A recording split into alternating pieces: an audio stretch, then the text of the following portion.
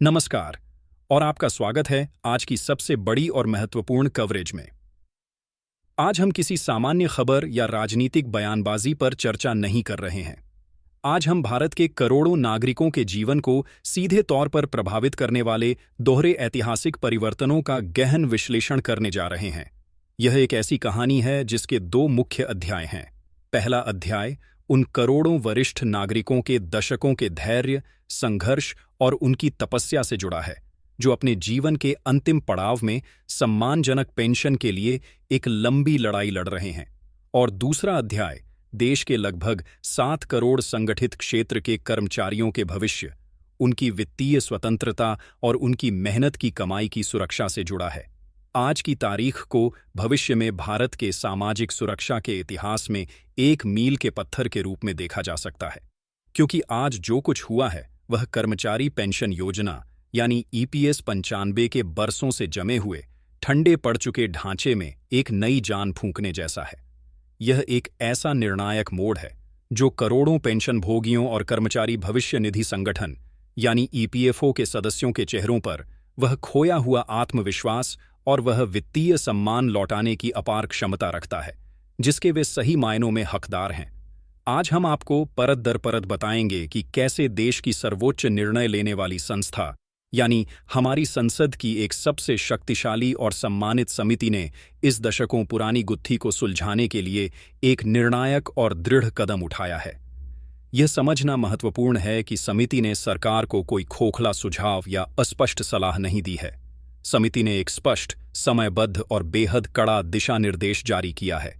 एक ऐसा रोडमैप, एक ऐसा खाका तैयार किया गया है जो न्यूनतम पेंशन की वर्तमान और कई लोगों के अनुसार अपमानजनक राशि को एक सम्मानजनक, गरिमापूर्ण स्तर तक ले जाने का मार्ग प्रशस्त कर रहा है। जी हां, आप बिल्कुल सही सुन रहे हैं।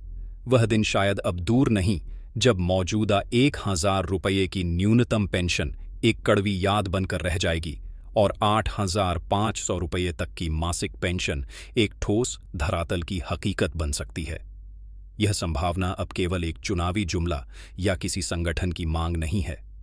यह संसदीय प्रक्रिया की सर्वोच्च शक्ति से समर्थित एक ऐसी ठोस संभावना है जो पहले कभी इतनी प्रबल और इतनी वास्तविक महसूस नहीं हुई। लेकिन आज की बड़ी खबरों का सिलसिला यही नहीं थमता। इसके साथ ही देश के लगभग 7 करोड़ कर्मचारियों के भविष्य की निधि, उनके बुढ़ापे के सहारे यानी प्रोविडेंट फंड के संरक्षक कर्मचारी भविष्य निधि संगठन ईपीएफओ ने भी अपनी कार्यशैली, अपने नियमों में 5 ऐसे क्रांतिकारी और युग परिवर्तनकारी बदलावों को हरी झंडी दे दी है जिनका सीधा, सकारात्मक और तत्काल प्रभाव आपकी जेब पर, आपकी वित्तीय योजनाओं पर और आपके आर्थिक भविष्य की नींव पर पड़ने वाला है। यह 5 बदलाव आपके पीएफ खाते को पुरानी जटिल व्यवस्थाओं, अफसरशाही और लालफीताशाही के जाल से मुक्त करके उसे पहले से कहीं ज्यादा सुरक्षित, कहीं ज्यादा सुलभ, पारदर्शी और अभूतपूर्व रूप से फायदेमंद बनाने जा रहे हैं। तो हमारे साथ इस गहन विश्लेषण के अंत तक बने रहिए, क्योंकि इस रिपोर्ट का हर एक शब्द, हर एक जानकारी आपके लिए एक सुनहरी और बेहद महत्वपूर्ण खबर लेकर आया है। हम आपके साथ आज का सबसे ताज़ा संसदीय बयान, केंद्र सरकार द्वारा इस पर की गई नवीनतम कार्यवाही और आज का ही सबसे बड़ा अपडेट पूरी गहराई और विस्तार के साथ साझा कर रहे हैं। पेंशन पर सबसे बड़ा संसदीय प्रहार, क्या अब बढ़ेगी न्यूनतम पेंशन? चलिए सबसे पहले उस सबसे बड़े और ज्वलंत सवाल का जवाब तलाशते हैं जो आज भारत के हर ईपीएस 95 पेंशन भोगी, हर सेवानिवृत्त कर्मचारी के मन में एक नई उम्मीद की किरण बनकर कौंध रहा है। क्या अब न्यूनतम पेंशन वाकई बढ़कर 8500 रुपये होने जा रही है? इस सवाल का जवाब किसी सरकारी दफ्तर की बंद फाइलों में या किसी मंत्री के अस्पष्ट आश्वासन में नहीं है। इसका जवाब छिपा है भारत की संसद की उस स्थायी समिति की विस्तृत, ठोस और तार्किक रिपोर्ट में, जिसने इस पूरे मुद्दे को एक नई दिशा, एक नई गति और सबसे बढ़कर एक नई समय सीमा प्रदान की है। हाल ही में भारतीय जनता पार्टी के वरिष्ठ सांसद और कर्नाटक के पूर्व मुख्यमंत्री श्री बसवराज बोम्मई की अध्यक्षता वाली संसद की स्थायी श्रम समिति parliamentary standing committee on labour ने श्रम मंत्रालय को एक अत्यंत महत्वपूर्ण और दूरगामी सिफारिश भेजी है। ये समिति संसद की आवाज है और इसकी सिफारिशों को हल्के में नहीं लिया जा सकता। समिति ने स्पष्ट और कड़े शब्दों में कहा है कि कर्मचारी पेंशन योजना यानी ईपीएस 95 का एक स्वतंत्र, निष्पक्ष और विशेषज्ञ तीसरे पक्ष थर्ड पार्टी द्वारा संपूर्ण मूल्यांकन कराया जाए। और सबसे अहम बात जो इस पूरी प्रक्रिया को पिछले दशकों के वादों से अलग करती है वह है समय सीमा। समिति ने निर्देश दिया है कि यह मूल्यांकन एक निर्धारित एवं कठोर समय सीमा के भीतर हर हाल में पूरा होना चाहिए।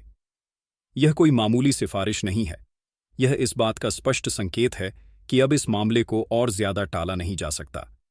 इसे अब अनिश्चित काल के लिए ठंडे बस्ते में नहीं डाला जा सकता। समिति की मंशा बिल्कुल साफ है, वह चाहती है कि यह पूरी मूल्यांकन प्रक्रिया साल 2025 के इसी महीने यानी जून माह के अंत तक हर हाल में पूरी कर ली जाए।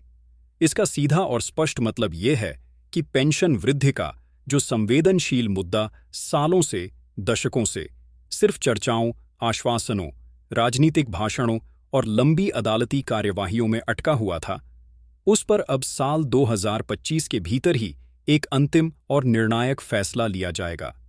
नरेंद्र मोदी की सरकार पर अब इस समिति की सिफारिशों को लागू करने का एक जबरदस्त नैतिक, संसदीय और राजनीतिक दबाव बन गया है, जिसे नजरअंदाज करना अब लगभग असंभव है। समिति ने अपनी रिपोर्ट में जो तर्क दिए हैं वे अकाट्य हैं और देश की जमीनी हकीकत को, महंगाई की चुभन को दर्शाते हैं। रिपोर्ट में साफ कहा गया है कि पिछले कुछ वर्षों में, विशेषकर साल 2014 के बाद से, जब आखिरी बार पेंशन में नाम मात्र का संशोधन हुआ था, जीवन यापन की लागत यानी महंगाई कई गुना बढ़ चुकी है। आम आदमी के लिए जरूरी हर चीज, चाहे वह दाल रोटी हो, रोजमर्रा की सब्जी हो या फिर जीवन रक्षक दवाइयां, सबकी कीमतें आज आसमान छू रही हैं। लेकिन दुर्भाग्य देखिए, पेंशन की राशि वहीं की वहीं 1000 रुपये की दयनीय राशि पर अटकी हुई है। एक पूरा दशक बीत चुका है। इस एक दशक में देश की अर्थव्यवस्था का आकार लगभग 2 गुना हो गया, प्रति व्यक्ति आय बढ़ गई, लेकिन इन पेंशन भोगियों की आय, जिन्होंने अपना पूरा जीवन देश के निर्माण में लगा दिया, वह वहीं की वहीं ठहरी रही। संसदीय समिति ने इस दर्द को, इस विसंगति को न केवल गहराई से समझा है, बल्कि अपनी रिपोर्ट में इसे प्रमुखता से, पूरी मुखरता से उठाया है। समिति ने दृढ़ता से यह अनुशंसा की है कि पेंशन की राशि को न केवल बढ़ाया जाए, बल्कि उसे वर्तमान महंगाई दर और जीवन यापन की वास्तविक लागत के अनुरूप एक सम्मानजनक स्तर पर लाया जाए। समिति का स्पष्ट सुझाव है कि न्यूनतम पेंशन को कम से कम 8,500 रुपये मासिक किया जाना चाहिए, ताकि हर पेंशन भोगी अपना जीवन किसी पर बोझ बने बिना सम्मान और गरिमा के साथ जी सके। यह इतिहास में पहली बार हो रहा है कि ईपीएस 95 जैसी महत्वपूर्ण और विशाल योजना की समीक्षा किसी बाहरी, स्वतंत्र और विशेषज्ञ एजेंसी द्वारा की जा रही है। इसका फायदा यह होगा कि पूरी प्रक्रिया में अभूतपूर्व पारदर्शिता आएगी और एक ऐसी निष्पक्ष रिपोर्ट सामने आएगी जो पेंशन भोगियों की वास्तविक आर्थिक स्थिति को बिना किसी लाग लपेट के सरकार के सामने रखेगी। समिति ने श्रम मंत्रालय से यह भी कहा है कि इस मामले को सर्वोच्च प्राथमिकता और तत्परता के साथ लिया जाए। अब सवाल यह उठता है कि ट्रेड यूनियनों और पेंशन भोगी संगठनों की जो वर्षों पुरानी, दशकों पुरानी मांग थी, क्या वह अब पूरी होने जा रही है? इसका जवाब एक मजबूत हाँ में प्रतीत होता है। विभिन्न कर्मचारी संगठन और पेंशन भोगियों के प्रतिनिधि निकाय, जैसे कि राष्ट्रीय संघर्ष समिति (एनएसी), लगातार सरकार पर दबाव बनाए हुए थे। उनकी मांग बिल्कुल स्पष्ट और तार्किक थी। 7,500 रुपये न्यूनतम पेंशन, उस पर महंगाई भत्ते (डीए) का लाभ, ताकि भविष्य में बढ़ने वाली महंगाई से सुरक्षा मिल सके, और सभी ईपीएस 95 पेंशन भोगियों को मुफ्त चिकित्सा सुविधा उपलब्ध कराना। अब संसदीय पैनल ने भी कमोबेश इन्हीं मांगों पर अपनी मुहर लगा दी है, जिसने सरकार के लिए इन पर गंभीरता से विचार करना और उन्हें लागू करना अनिवार्य बना दिया है। अब जानते हैं कि इस पर सरकार के भीतर बंद दरवाजों के पीछे क्या चल रहा है। हमारे सूत्रों के अनुसार श्रम मंत्रालय ने संसदीय समिति की इन धमाकेदार सिफारिशों के आधार पर एक विस्तृत और ठोस प्रस्ताव तैयार कर लिया है। इस प्रस्ताव को अंतिम मंजूरी के लिए वित्त मंत्रालय के पास भेजा जा चुका है। आपको याद होगा कि पिछले बजट सत्र के दौरान भी इस मुद्दे पर सदन में गर्मागर्म चर्चा हुई थी, लेकिन तब कोई ठोस समाधान नहीं निकल पाया था। लेकिन अब स्थिति मौलिक रूप से बदल चुकी है।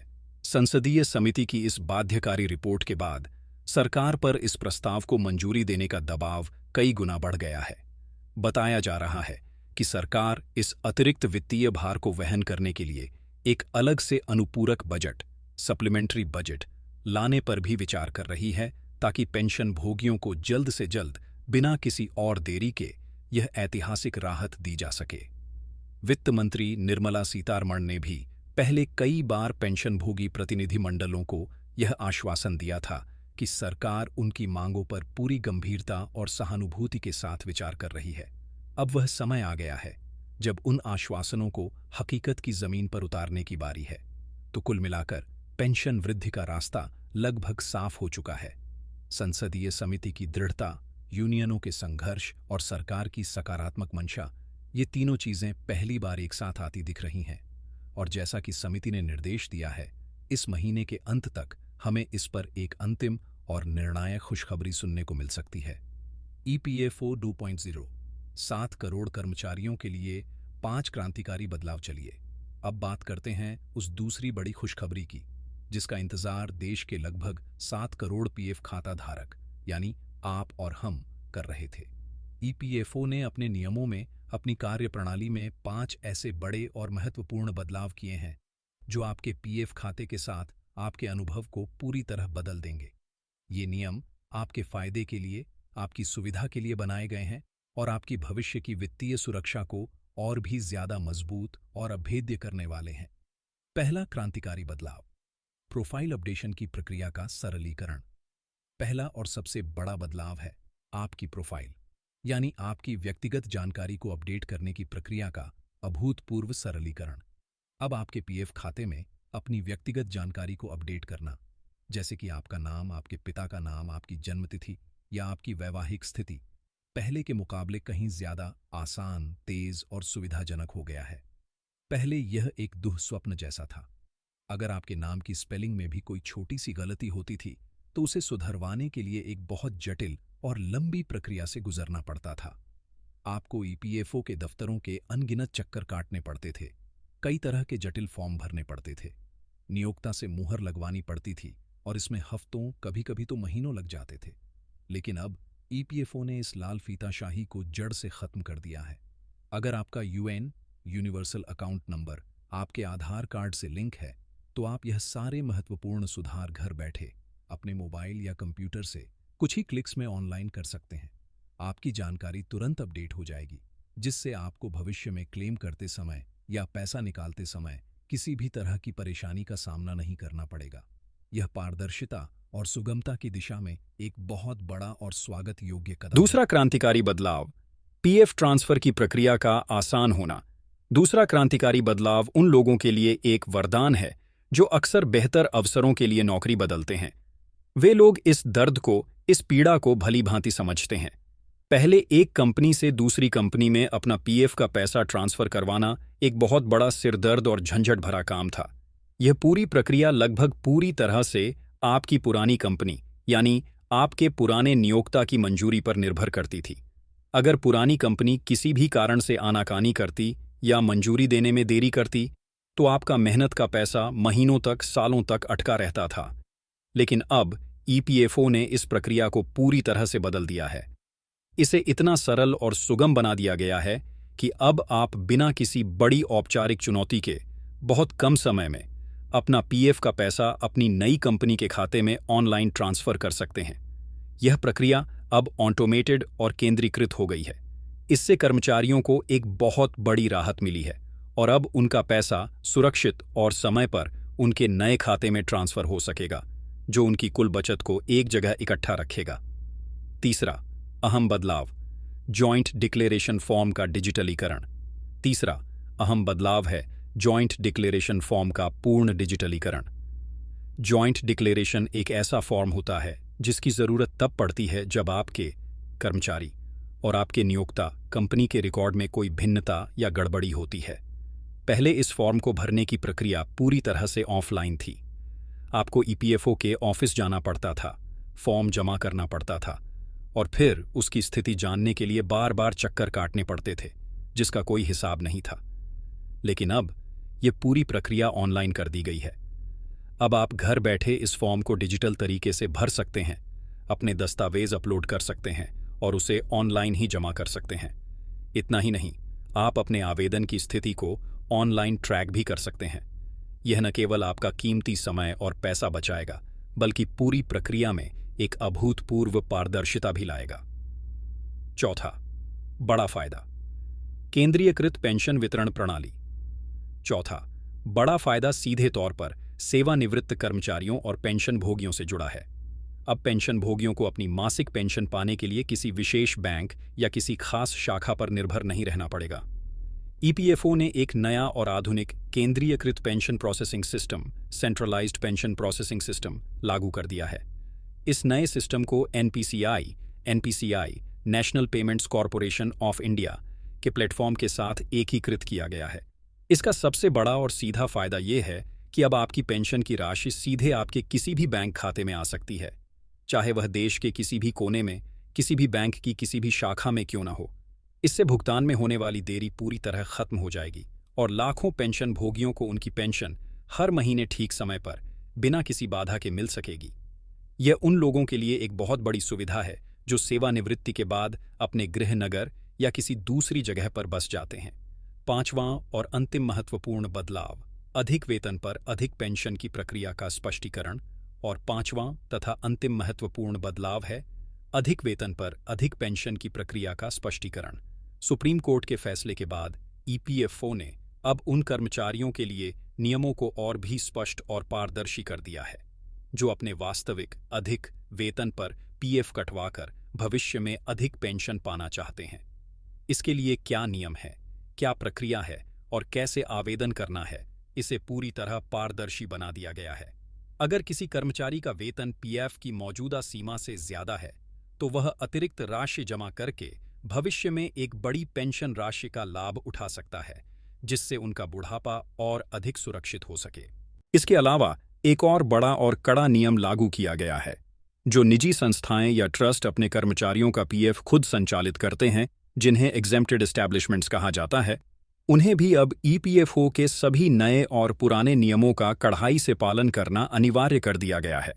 इससे उन कर्मचारियों के हितों की रक्षा होगी और उनके भविष्य निधि की सुरक्षा पहले से कहीं ज्यादा सुनिश्चित होगी। कहा जा रहा है कि इन सभी ऐतिहासिक प्रस्तावों और क्रांतिकारी बदलावों की समीक्षा स्वयं प्रधानमंत्री नरेंद्र मोदी ने की है और उनकी हरी झंडी मिलने के बाद ही इन्हें एक एक करके लागू किया जा रहा है। इस महीने के अंत तक तमाम पेंशन धारकों के लिए 8,500 रुपये की न्यूनतम पेंशन, उस पर महंगाई भत्ता और सभी ईपीएस 95 पेंशन भोगियों को मुफ्त चिकित्सा सुविधा उपलब्ध कराने का कानून बनकर तैयार है और उसे चरणबद्ध तरीके से लागू करने की पूरी तैयारी है। एक नए युग की शुरुआत। तो दोस्तों, आपने देखा कि कैसे सरकार, संसद और ईपीएफओ तीनों मिलकर आपके वर्तमान और आपके भविष्य को सुरक्षित और बेहतर बनाने के लिए कितने बड़े, कितने ऐतिहासिक और कितने निर्णायक फैसले ले रहे हैं। एक तरफ जहां लाखों पेंशन भोगियों का दशकों पुराना संघर्ष अब अपनी मंजिल के बेहद करीब पहुंचता दिख रहा है और उन्हें एक सम्मानजनक जीवन जीने का अधिकार मिलने जा रहा है, वहीं दूसरी तरफ ईपीएफओ के यह नए डिजिटल नियम देश के 7 करोड़ कर्मचारियों के लिए एक नई सुविधा, पारदर्शिता और वित्तीय सुरक्षा का एक नया द्वार लेकर आए हैं। ये सचमुच उम्मीद की एक नई किरण है। ये भारत की सामाजिक सुरक्षा के क्षेत्र में एक नए युग की शुरुआत है। अब हमारी और आपकी जिम्मेदारी है कि हम इन बदलावों के प्रति जागरूक रहें, सरकार की हर कार्यवाही पर अपनी पैनी नज़र बनाए रखें और इन नई सुविधाओं का पूरा लाभ उठाएं। अगर आप भी एक पेंशन भोगी हैं या ईपीएफओ के सम्मानित सदस्य हैं, तो यह अपडेट आपके लिए किसी सुनहरे सपने के सच होने जैसा है। ये आपके संघर्ष, आपके धैर्य और आपकी कभी न टूटने वाली उम्मीद की जीत है। हमें उम्मीद है कि आपको हमारी यह विस्तृत और गहन रिपोर्ट पसंद आई होगी। अगर यह जानकारी आपको महत्वपूर्ण और उपयोगी लगी हो, तो इस जानकारी को ज़्यादा से ज़्यादा लोगों तक पहुंचाएं। इसे साझा करें ताकि हर ज़रूरतमंद तक यह महत्वपूर्ण खुशखबरी पहुंच सके। पेंशन और पीएफ से जुड़ी हर छोटी बड़ी, सबसे तेज़ और सबसे सटीक खबर के लिए हमारे साथ जुड़े रहें। आपका बहुमूल्य समय देने के लिए बहुत बहुत धन्यवाद। जय हिंद।